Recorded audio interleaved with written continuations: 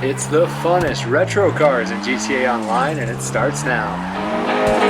Okay, Grammar Police, calm down. If you haven't already, check out my first video in this series, the funnest modern cars in GTA Online. I'll explain to you why I've labeled the video this way. But we're going to start this video with the Pegassi Torero. It's based on a Lamborghini Countach. It's a really good looking car. It sounds good, and it's a lot of fun to drive around.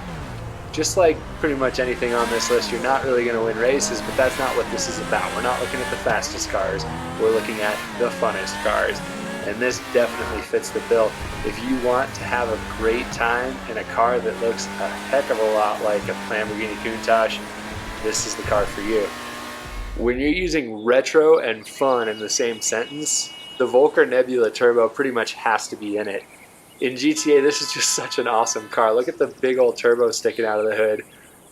This is my drift version, and as far as drifting goes in the Nebula Turbo, it does pretty well. I've got multiple versions of this car, but for beginners, it slides a lot. It's a lot of fun in free mode just to slide the car around, have a good time. And one of the best things about this car, though, isn't necessarily its drift ability. It's basically that you can set it up to do multiple different things, and it's fun regardless what you do with it. Here's the rally version that I have, and this car is awesome. I drive this a little more frequently, I think, than my drift car. It just won't win you races. Don't go racing in rally with this, but go have fun with it. You'll have a blast. And now the Elegy Retro Custom. There are a lot of Benny's vehicles represented on this list, and this is one of the best. There's such good customization for this car. It looks really good. It performs decently well. Again, not something you're going to win a whole lot of races in, but if you like Skylines, you like GTRs, this is based on an R32, and it's pretty much a must-have in the game. Again, I have multiple. That's pretty much a requirement for a car to make this list, is that I have more than one, but I drive this car all the time. You do see them fairly frequently, but as far as a fun retro car goes, looks, customization, performance-wise, everything, the Elegy Retro Custom has it. Let's keep talking about Benny's vehicles that check all the boxes for this video. Look at the detail on this. It's the Comet Retro Custom. It's another Benny's car. It's another car that just looks amazing. I love all the detail here, and as far as checking the boxes goes, it's decent performance-wise, but it's a lot of fun, and the customization options are just incredible. There's a ton you can do with it since it's a Benny's vehicle. I have mine to set up look kind of like a Yellowbird crossed with an RWB. Not a huge Porsche fan in real life, but I really love this car. They did such a great job with it. I drive it around all the time, either this one or my track version. You should probably get one if you don't have it. It's one of those must-haves in the game. Let's check out a tuner. This is based on a Subaru STI. It's got some really neat customization options. You can make it look like a 22B STI. This is my track version. I have another yellow one. I love these cars. This car specifically is an absolute monster on my test track.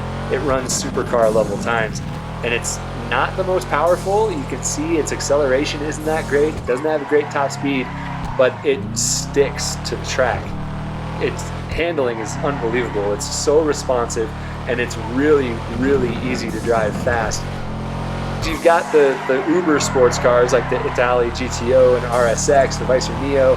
It's not going to touch those, but it's really stable and it's a lot of fun.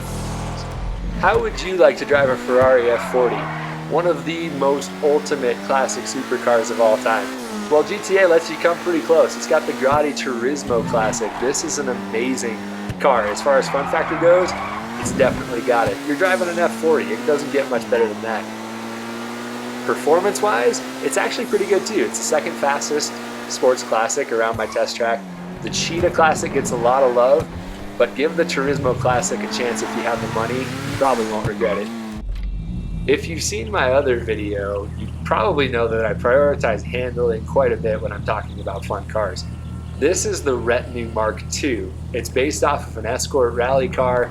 It's got the wide body kit, comes with it, you don't have to pay for it, and it looks phenomenal, and it races so well. It's, you know, I say it, I sound like a broken record. You may not win a whole lot of races in it, but it's so much fun just to drive around a track. it's got just this little bit of rotation, this little bit of controllable oversteer. You lose traction on the inside wheel. Usually losing traction in GTA means you lose a lot of lap time, but not in this one. It's got enough grip to where you can kind of power through it, and it feels like a race car. It sounds weird. I know this is just an arcade game, but it feels like a race car should in this game, and it's a lot of fun. It looks good. It's got some good customization options, not a ton, but as far as fun factor goes, go with the Retinue Mark II. How about a Time Attack Civic? The Blista Kanjo is a Civic EK hatch. It's a really neat car. I love the way that it looks, and I really like the customization. I'm not your typical person who would go with just a massive wing, but this Time Attack looking setup is a lot of fun, and I have a blast driving this car. Around my test track, it's not quite as fast as the Club, but it is the fastest quarter-mile car in the compacts class, so it's got that acceleration. It feels kind of neat. It does feel a little bit like a front-wheel drive car when you're driving it around the track. It's a little bit, you don't really get the rotation. It feels kind of heavy, but it is a lot of fun.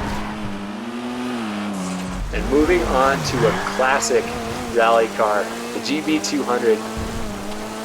I don't think there's a more fun rally car in the game. The GB200 is phenomenal, and it's really fast off-road. It is going to be a lot of fun while you're driving around, and it feels like a rocket. It's really planted in the dirt until it's not, and then you have to kind of find a way to correct it and get it back on track. But overall, just considering what it is, it's going to be an absolute classic someday, right? But for now, it falls into the retro category, and if you have the money and you're looking for something to just kind of mess around on a rally track, the GB200 is a really good choice. Let's stick with the off-road theme. We'll go with the Mammoth Squaddie, based off of a Hummer, the HMWVB2XYZ. I don't know what the exact model is, but it's a really neat off-road car, and it's really fun to drive off-road.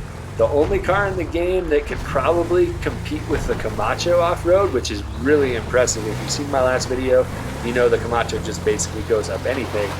The Squaddie is pretty much the exact same. You'll see that here in the video. It just climbs up basically a vertical wall of dirt. It's pretty impressive. The only downside to the Squaddie is its price tag. It's really, really expensive compared to the Camacho. But overall, it's a really fun car, and if you're into more of a retro look than the Camacho, this is the car for you.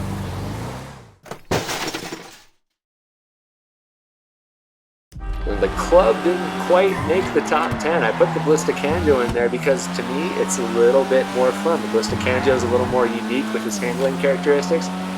The Club is the fastest lap car in the compacts class, and it's great.